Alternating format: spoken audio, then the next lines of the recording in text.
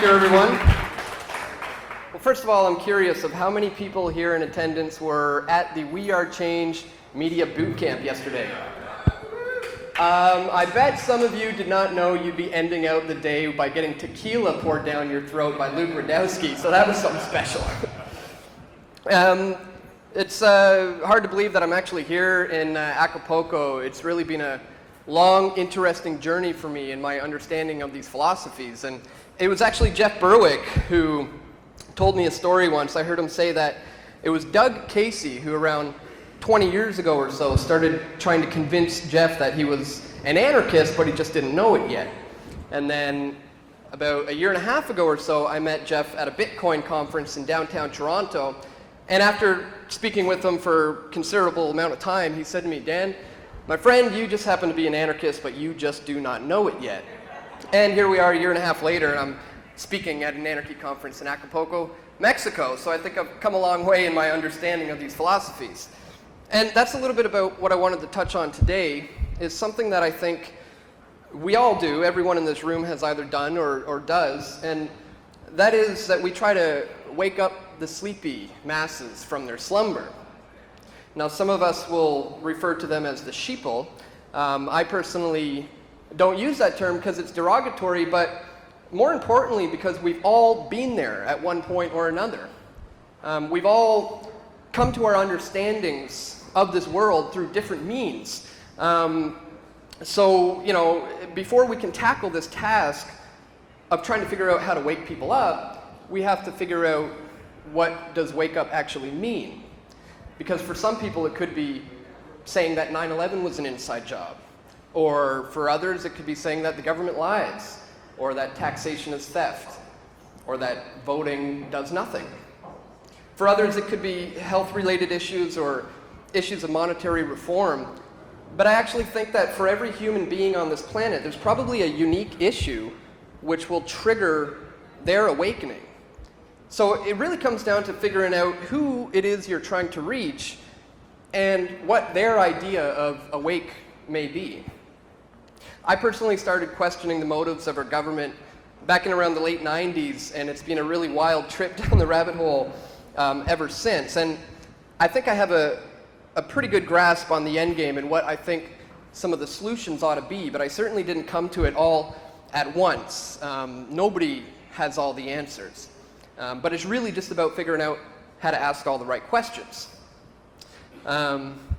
It sounds easy enough, but unfortunately, there's a lot of activists who fall into reactive, they become reactive activists, where they just tend to defend their belief systems rather than actively seeking out the truth.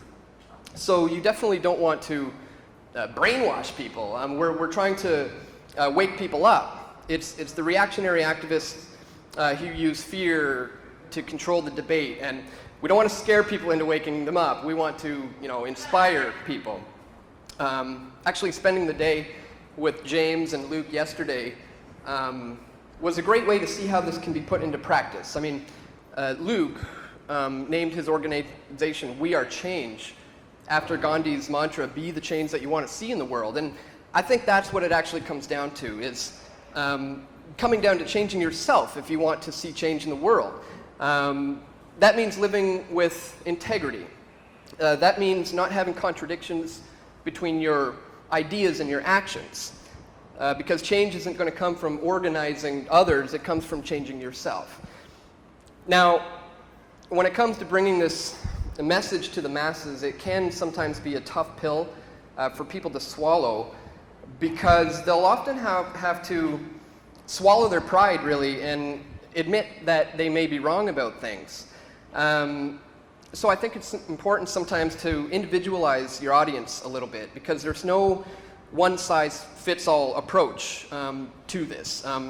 Some people may find it counterproductive to dumb down their message. Others may not. Everyone is different, and we all have our different learning curves. We can see this when we try to wake up our friends or family. You sometimes have to work with them and try to work with their learning curve, because there's really nothing more arrogant than just dismissing somebody as a sheeple You know, if we just think that we're enlightened with these ideas, you begin to get a hot head, and that just turns people off, and you end up looking like a complete fool. So another thing I wanted to say is, you always have to remember this is not about you. Far too often in this movement, I've seen a lot of activists come and go, and the one connecting factor that was the same thing, that was the reason for their falling away, was the ego.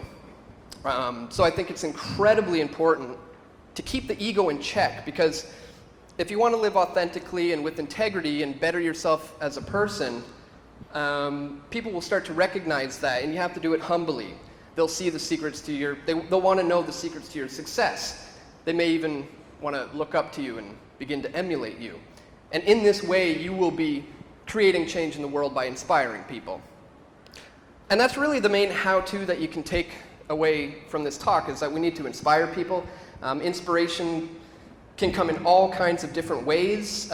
Music and art are very powerful ways to get people excited about your message. So if you have any kind of talents at all, musical abilities, you can draw or paint or write, incorporate your talents into your message, and it just makes it so much more personable, and you can connect with people so much more that way.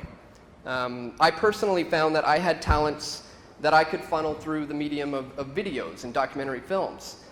Others might find that their talents are in radio and podcasting, or others may find it's in live interactions like this. But either way, we have to use our talents to the best of our ability, because it's the global elite who have everybody completely conditioned. So waking everybody up is not just going to be a simple matter of creating a hard-hitting documentary or something. It worked for some of the people in this room, but it's going to take more than just spreading videos and articles and podcasts on social media. Mind you, that is a great way to spread your message, but it's not the be-all and end-all. We have to get out there and get active with people. Get out there. If you don't have very many friends, make some friends. You know, join a cooking class or a pool league or something. But again, it all comes down to bettering yourself as a person, so that you can inspire others to create that change. And not that you want others to idolize you in any kind of way whatsoever. Again, it just comes down to being that change you want to see. So once you have yourself in check, we can now talk about some of the practical ways that you can go about inspiring the world. And for one, for starters, you're going to have to come up with ideas. Ideas are the currency of the 21st century. So if you want to live with more integrity, you want to better your life, I would challenge you to try coming up with 10 ideas every day. 10 ideas for how you can better yourself as a person, or how you can wake people up without coming off as too preachy. Because it's the powers that be who have this system rigged, but we have something that they cannot take away from us, is ideas. And that's all. That's the practical application you can take away from this. It's ideas, ideas, ideas for articles, documentaries, conversing with people on the streets, and of course, always question everything. Question the government, question the Fed, question Monsanto, but question Jeff Berwick. You know, question Alex Jones or James or Luke or myself. Because it's the elite who want to suppress this knowledge. So we have to question everything. There's a boundary to what they want that we can reasonably discuss in mainstream society. So our goal is to expand the boundaries of that and to just introduce new ideas. So when you leave this conference, I would encourage you to try to come up with 10 ideas for how you can potentially wake someone up. And when you leave here and you begin to put these into practice, these ideas will permeate throughout society. And if we can reach that 10%, that critical breaking point of 10% of the masses waking up and seeing this information for how we're pointing it out, perhaps we'll get to a point where everybody will finally say, enough is enough. Thanks.